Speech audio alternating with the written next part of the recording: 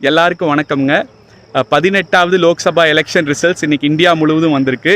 Coimbatore பார்லிமெண்ட்ரியில் AIADMK represent பண்ணி நான் contest பண்ணியிருந்தேன்.